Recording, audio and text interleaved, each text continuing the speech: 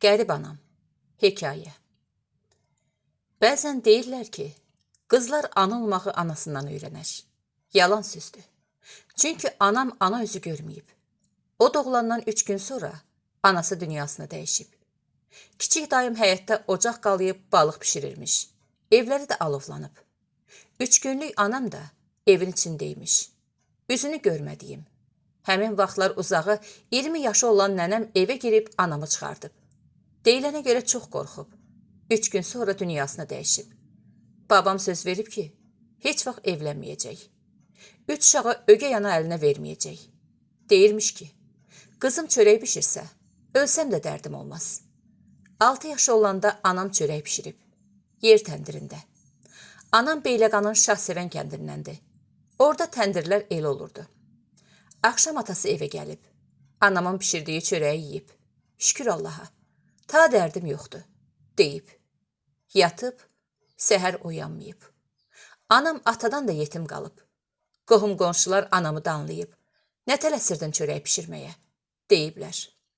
Özündən böyük 2 qardaşının yeməyini pişirib. Paltarlarını yuyub 6 yaşında.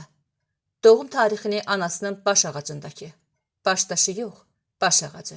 Çünki taxtadan olub. Ölüm tarixinə görə yazıblar. 1938-ci il. Məsələ bundadır ki, anamdan böyük qardaşının başdaşında da 1938-ci il yazılıb. Ona görə də anam nəinki doğum gününü, hətta doğum ilini də dəqiq bilmədi. Atam Şamaxıda texnikumda oxuyurmuş. Onların kəndinə pambıq yığmağa gediblər. Anamı görüb, qaçırıb. 16 yaşı varmış anamın. Qoşluq qaçdığına görə böyük dayım 25 il bizə gəlmədi. Biz onlara gedirdik.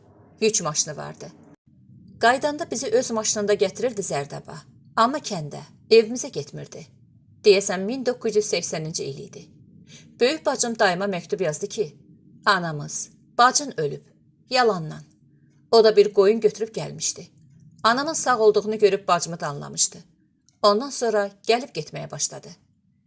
Elə bilirəm yer üzünün ən zəhmətkeş qadını, ən qayğıkeş anası olub anam.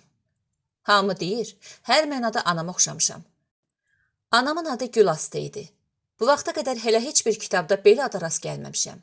Nə həyatda, nə bədii kitablarda.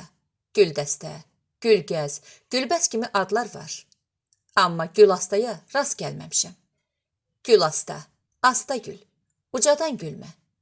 Nə qədər düşünsəm də, anamın güldüyünü təsəvvür edə bilmirəm. Anam gülümsəyirdi, gülmürdü. Bu utancaqlıq idi, nə idi, bilmirəm. 17 yaşına qədər, yəni instituta daxil olana qədər, bütün ailə üzvlərimiz eyni otaqda yatırdıq. Hər səhər mitili sandıq üstə yığar, gecələrsə sırayla döşəməyə sərərdik. 17 yaşıma qədər anamın nə vaxt yatdığını, nə vaxt yuxudan durduğunu heç vaxt görmədim. Biz yuxudan duranda görərdik ki, anamın yorğan döşəyi sandığın üstündədir. Səhər saat 7 olanda, durun, gün günortadır, deyirdi. Anam qəmlənəndə, kimsə xətrinə dəyəndə deyirdi ki, mən bu kətdə qəribəm, kimin var ki bu uşaqlardan savayı? Mən hərdən qəzetdə Şahsevənlə bağlı yazı oxuyanda, o kənd sakinlərinin adına rast gəlirdim. Tez anamdan soruşurdum ki, filan kəsi tanıyırsanmı? Deyirdi, ay bala, gör neçə ildir o kətdən çıxmışam. Ömrümü Zərdabda keçirmişəm. Şahsevəndə kimi tanıyıram ki? Anam qərib idi bu dünyada. Analı günlərim yaddaşımın bir küncündədir. Hər gün o küncə baş çəkirəm. Hərdən bir dəqiqəlik, hərdənsə daha çox, bugünkü kimi.